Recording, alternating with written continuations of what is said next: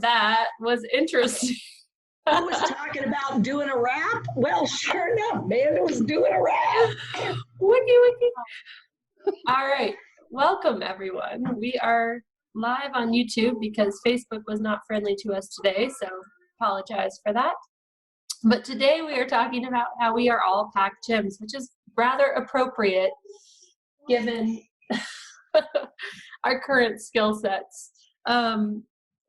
So we are going to talk a little bit today about emeralds.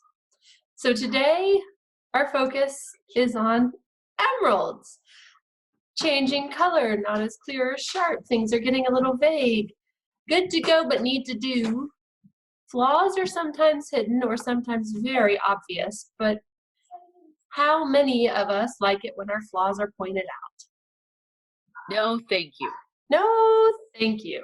So today we're going to do a little digging into when we feel or think that we're more emerald, in more of an emerald state, and what that looks like. Because as we said yesterday, it's not all about dementia. This is brain change, and our brains change with everything we do.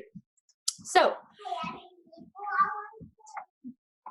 the visual changes that we have as an emerald, go ahead and show us if you are available, and go ahead and take a look down at your front, and if you spilled oatmeal, what's the problem? You miss it if it's up too close, yeah? What else happens when you have that binocular field of vision? I have to choose. I either see my computer and stuff and people, or I see my stuff on the table. I can't see both. Yeah, and what happens when you're looking down? Where are my glasses? Have you seen them? Well, are they clear glasses or something else? Well, they're the ones I wear all the time. I laid them down somewhere. Oh, shoot, yeah. Hey, Teepa. Yeah. Are they the ones up here or somewhere else? Why would they be on? Oh, well, how did that happen? Well, I guess I must have put them up there. I put eye drops in, and when I did that, I moved them out of the way. Isn't that ridiculous? Oh, yeah. So what happens a lot of times with emeralds? We have some confusion around what I'm noticing, what I'm feeling, what I'm able to see, what I'm able to do in the minute, and what is really happening around me, or what task I thought I was doing. Sometimes it's over and over, and I'm doing it, or sometimes the task doesn't get done at all. And then we've got task or social. So Teepa was really focused on the social aspect of Zoom. And when she went to go look and see, the task kind of lost because, oh yeah, I was doing something and then it went out of my view. So emerald interests. So this is what do emeralds sort of like to do? Those familiar tasks, those visible tasks, things that I can see, but where do I have to see them? It's got to be right in front. Historic tasks and people and places, engaging with or helping others, finding important people or things. I like to have a job. What's the problem that happens when you give me a job, though? Does it happen the way you want me to do it? Not all the time. Not all the time. And I like to be an adult. I like to be in charge of stuff. I like to feel like I'm purposeful and like I have value and meaning. Well, who doesn't like that feeling? At the end of a long day, how many of us really don't want to be that adult anymore and would rather just go amber and just be driven by sensory needs and dip into a bathtub and let the world slip away, and yet, dang it, I've got to make dinner. So we have these moments, and we're talking about how to help. Learning the so what, learning when to say, you know what, this isn't going to move me forward. I'm going to let go of it. Is it worth it to bring it up? Because I can see the fault. I can see that Teepa's glasses are on her forehead. What good is it going to do if I point it out? How's that going to make her feel, and how's it going to make me feel? Yeah, I'm right, but so what? Subtle supervision, making sure that I'm there when I ask for a task to be done, but not necessarily taking over and doing, because I do like to feel valuable and effective. So when we think about this, I want you to just imagine for a minute that you have a 35-year-old woman in my home, and you, my husband, are getting a quarantine haircut. Okay? I ask, with scissors and comb in hand, how you normally start something like this that I have never done before. And you indicate the back of your head and recommend trimmers. So I start. What's the immediate reaction? What do you say? What happens for people when you get a haircut? What do you think happened for Dan, my husband? Started telling you what to do.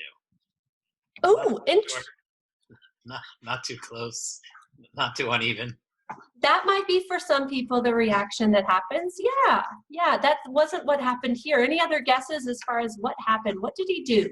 Oh, I know, because I know Dan. Did he turn his head? No, he was very still. He was very still. So I was wondering whether we should put the house on the market for, so what do you think about if we had an open house on Tuesday? Yep, and look at my face in this picture over here.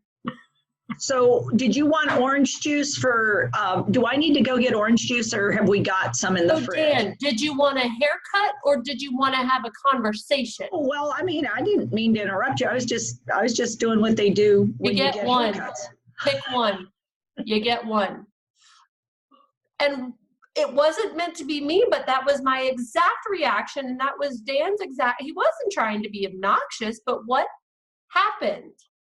What part of the brain did he tap into? This is an old familiar routine for him. What did he start looking for? What do you do at the hairdresser? Social chit chat. Social chit chat. We were just chit chatting, and what was my brain saying? Oh shit, I'm cutting my husband's hair. Task focus, task focus. Scissors, and they're sharp, and then I have clippers, and I have a comb in my left hand, which is not especially skilled. Are you seriously going to ask me to have a conversation right now? And a kid watching. And a kid watching. Oh, goodness. So what happened for me in this moment is it really was a choice, task or social. And it wasn't a choice that I made. Who made the choice? My brain made the choice. This was an unfamiliar skill that I was trying out using both hands. And we know, go ahead and touch your head, the whole top of your head, physical movement. I was having to make decisions, touch the front prefrontal cortex, about every single thing. I was having to be logical and reasonable. I was having to start, sequence through, and get my hands to do things that they've never done before. And trying to make him not look like a maniacal person who's been stuck in quarantine for 2 months. So I was truly emerald in this moment because I could not have a conversation, not even a social chit chat that doesn't take any brain power, but it took just enough brain power that I wasn't able to do it. So now imagine that I'm an 85-year-old woman. I'm in my home, and you, my daughter or son, come in to help me cook dinner. Is that what it says? And I'm stirring a pot of water, boiling, with pasta cooking in it.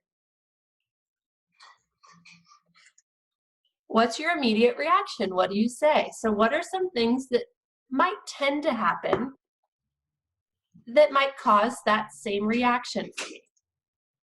Oh my God, what are you doing?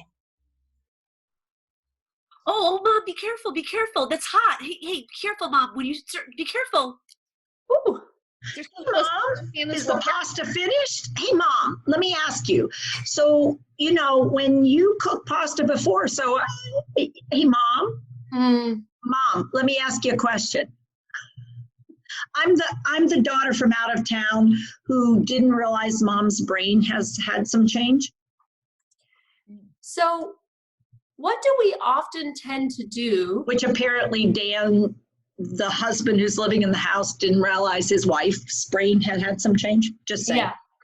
Yeah. It happens. It happens all the time. And realistically, it's all about the moments. And the moments that you catch me in is the gem state I'm in.